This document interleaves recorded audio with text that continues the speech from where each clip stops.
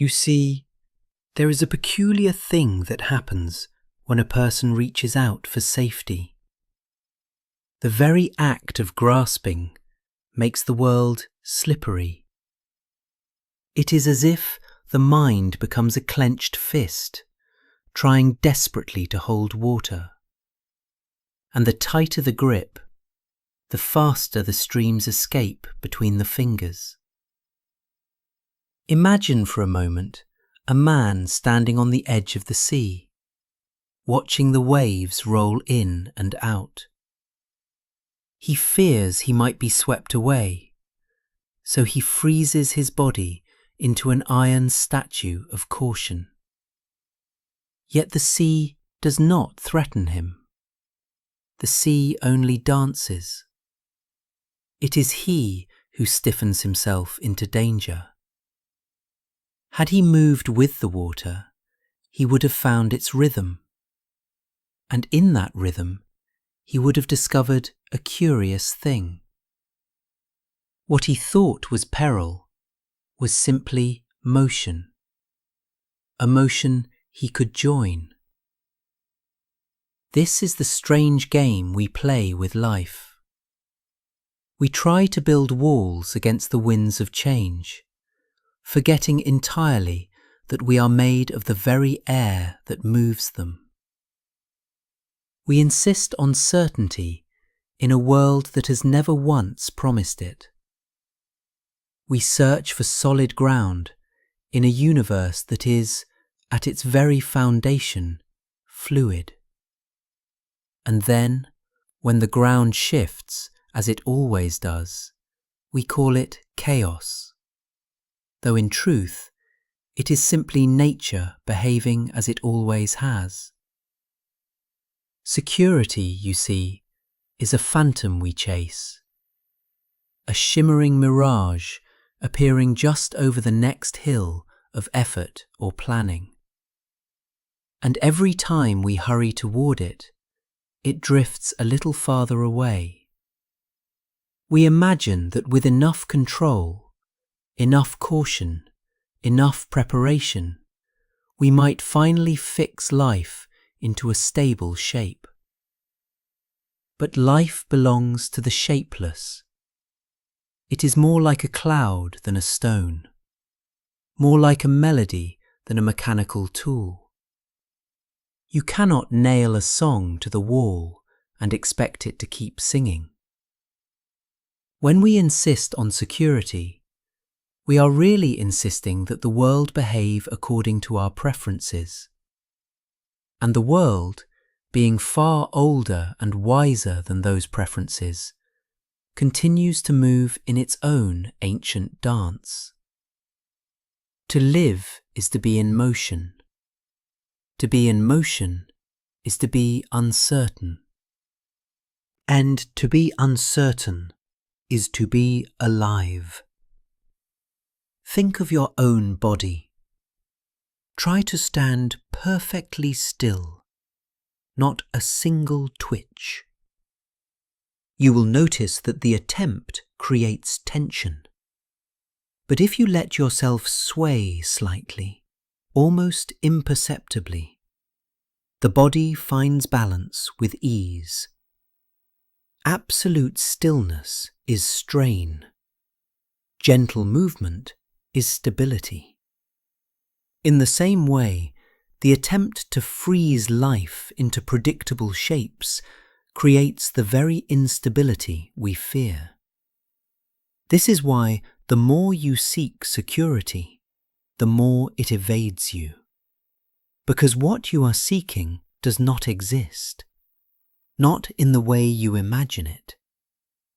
You are seeking a permanent structure in a universe that thrives on transformation. You are seeking guarantees in a world that expresses itself through surprise. And perhaps most curiously, you are seeking to escape vulnerability, without realizing that vulnerability is the doorway to connection, creativity, and love itself. Ask yourself, When have you ever felt secure through grasping? The job you clung to so tightly? The relationship you tried to protect through constant vigilance? The identity you defended as if it were a fragile vase about to fall from the shelf? Did any of these become safer because of your anxiety? Or did your anxiety reveal to you how brittle your idea of safety really was? We are frightened not because life is unsafe, but because we demand it to be safer than it is capable of being. A bird perched on a high branch does not trust the branch. It trusts its wings. And perhaps this is the secret we overlook. Real security does not come from tightening our hold on life. It comes from loosening our fear of falling. But the ego, that delightful trickster, whispers a different story. It says you must defend yourself, control everything, and stay vigilant at all costs. It paints life as a battlefield and you as a soldier constantly awaiting the next attack. And in believing this, you turn the open field of existence into a narrow corridor of caution. You shrink from the world because you fear it might fail you. Yet, in shrinking, you miss the warmth that was always there. The search for security is often a search for immunity from change. But without change, nothing can grow. Without uncertainty, nothing can surprise you. And without vulnerability, nothing can touch you in the way that makes life meaningful. So the question becomes quite simple. Are you willing to dance with the world? Or will you continue trying to build a fortress against its music? If you look closely, you will notice that every moment of your life urges you toward this dance. The breath that enters and leaves without your command. The thoughts that rise like birds from a field, circle for a while, then disappear beyond the horizon. The emotions that swell and fade like tides. None of these obey your desire for certainty. They move according to a deeper pattern, one that includes you, but is not controlled by you. And this is precisely where freedom hides. Consider a leaf floating on a stream. It does not secure itself to a rock in order to survive. It allows the current to carry it, and in that surrender, it finds its proper place. Not fixed, but in harmony with the movement around it. You too are carried by a current far more ancient than your plans and far more intelligent than your worries. Now, this can sound unsettling at first. After all, we have been taught that a good life is a controlled life. That to be responsible is to be constantly steering, constantly adjusting, constantly preparing for what might go wrong. Yet, responsibility is not control. Responsibility is response. And response arises naturally when one is not imprisoned by fear. When you stop demanding guarantees, you become attentive. When you stop trying to secure every outcome, you become alive to what is actually happening. And in that attention lies a very different sort of stability. A stability that comes not from trying to fix life, but from learning to flow with it. Let me tell you a small story. There was once a man who wanted nothing more than to stay dry during a storm. So he built a roof over his house. But then he worried the wind might lift the roof away. So he hammered it down with enormous stakes.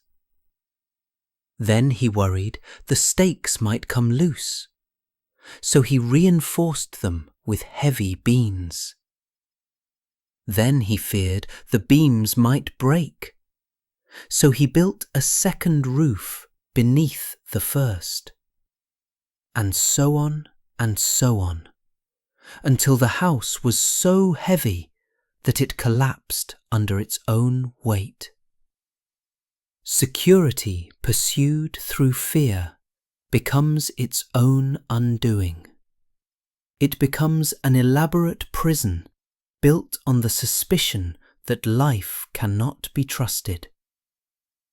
Meanwhile, the rain itself was never a threat. Only the idea of the rain was frightening. The more tightly we cling to imagined safety, the more fragile we become. And fragility is simply the condition of something resisting the natural flow. A tree that refuses to bend in the wind breaks. A river that refuses to move stagnates. And a person who refuses to accept uncertainty becomes anxious, defensive, and exhausted. Yet you might ask, what is the alternative? If we do not seek security, are we doomed to chaos? Not at all. The alternative is to recognize that the deepest security is not found in what we hold onto, but in our capacity to let go. Not in predicting the world, but in participating with it. Not in denying change, but in trusting that change is the very motion of life unfolding itself. When you relax your grip, something surprising happens. Life begins to reveal itself as cooperative rather than antagonistic. You notice opportunities that vigilance would have blinded you to. You sense a rhythm beneath events, a gentle intelligence guiding your steps. What felt like chaos begins to feel like choreography. What once seemed threatening begins to feel intimate. This is not a sentimental fantasy. It is a practical reality that emerges when fear loosens its hold. Think of how children move through the world. They do not seek security as adults do. They play, they explore, they question. They fall, they cry, they get up again. And in all of this, they trust the world far more deeply than most grown minds ever allow themselves to. Their security is not in certainty, it is in openness. We forget that the universe did not bring us here to defend ourselves. It brought us here to experience itself through us, to express curiosity, creativity, laughter, sorrow, wonder. All of this requires vulnerability, and vulnerability, when embraced, is not a weakness. It is the natural condition of a being willing to be alive. So perhaps the secret is this: security is not something to be sought. It is something to be seen through. What you call security is often just fear disguised as prudence. Once you see this, you can let the disguise fall away, and what remains is simply the presence of this moment, which needs no guarantee. You discover that you can trust yourself to meet life as it comes. Trust the heart to feel. Trust the mind to adapt. Trust the body to respond. And trust the world to carry you, even through its storms. As you listen now, let yourself soften a little. Let the breath come and go without interference. Let the mind loosen its grip on the future. Feel the gentle truth rising in you. You were never meant to hold life still. You were meant to move with it. In this movement, there is peace. In this dance, there is freedom. And in this freedom, you will find the only security that has ever been real. The security of being fully here.